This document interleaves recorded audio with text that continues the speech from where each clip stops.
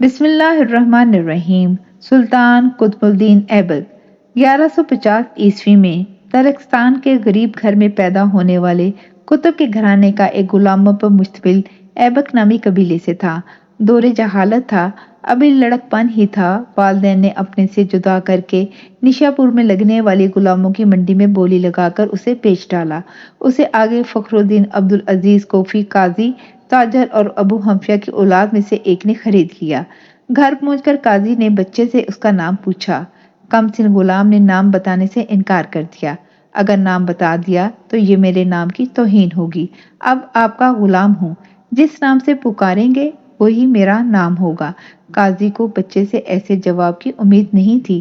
حیرت ہوئی اور اس کا جواب اچھا لگا کہ ابھی بچہ ہے، غلام ہے، عزت نفس کا کتنا احساس رکھتا ہے۔ رحم دل قاضی نے مشقت لینے کی بجائے اس کی اچھی تربیت، تعلیم اور پرورش کرنے کا فیصلہ کیا اور چھوٹے غلام پر خاص توجہ دی۔ بچہ شروع سے ہی بہادر تھا، جنگجوانہ مشاغل کھیلنے سے شوق رکھتا تھا۔ بہت کم عرصے میں تعلیم کے ساتھ ساتھ گھڑ سواری، تلوار، نیزہ بازی اور تیر اندازی میں مہارت حاصل کر لی۔ قاضی غلام کی صلاحیتیں دیکھ کر حیران رہ جاتا۔ سلطان شہاب الدین غوری، غزنی کا شہنشاہ، ایک روز شاہی گھڑ دوڑوں کا مقابلہ دیکھ رہا تھا۔ قاضی غلام کو لے کر سلطان کے پاس پہنچ گیا۔ سرکار، ساری سلطنت میں اس غلام کا گھڑ سواری میں کوئی مقابل نہ ثانی ملے گا۔ سلطان خوبصورت، صحت مند، سانولا، پرکشش رنگت والے نوجوان غلام کو دیکھ کر مسکرایا۔ جنگلی گھوڑا وحشی تصور کیا جاتا ہے، جسے تربیت دینا مشکل ترین کام ہے۔ غلام سے پوچھا، گھوڑے کو کتنا تیز دوڑا سکتے ہو؟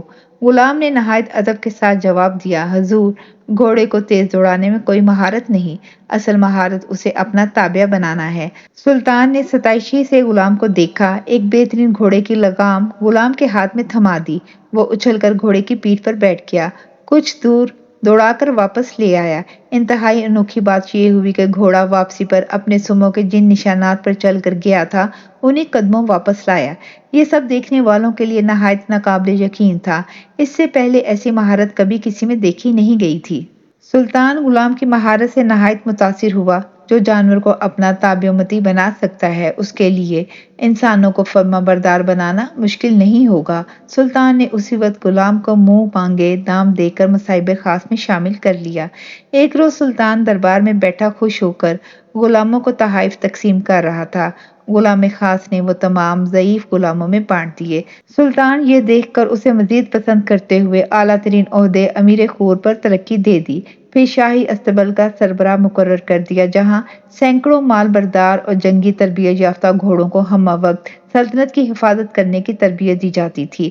غلام نے رفتہ رفتہ قدرت کی عطا کردہ صلاحیتوں کا سکہ سلطان پر بٹھا کر اس کا مزید قرب حاصل کر لیا۔ 1192 کو سلطان محمد غوری نے دہلی اور اجمیر فتح کیا۔ 42 سالہ غلام کو پہلے یہاں کا گورنر اور پھر شاہی افواج کا سپہ سالار مقرر کر دیا۔ اگلے سال نوجوان غلام سپہ سالار نے سلطان کے حکم پر پڑوسی دشمن فوج پر چڑھائی کر دی۔ پہلے سے بڑھ کر سپہ گیری کا بھرپور مظاہرہ کیا۔ سلطان نے غلام کو اپنا فرزند بنا کر فرمان فرزندی کے اختیارات دے دیے اور 2 میں سے ایک نایاب ترین قیمتی سفید ہاتھی اسے انعام میں دیا۔ یہ وہ دور تھا جب اسلام اپنے عروج پر اور سارا یورپ جاہلیت کے اندھیرے میں ڈوبا پڑا تھا۔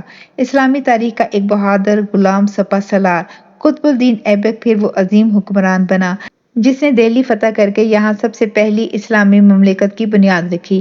یہاں سے غلام قطب الدین کا ستارہ چمکتا رہا۔ اس کی افواج گجرات، راجپوتانہ، گنگا جمنا، دوآبہ، بہار اور بنگال میں اسلام کا سبز پرچم لہراتی داخل ہو گئی۔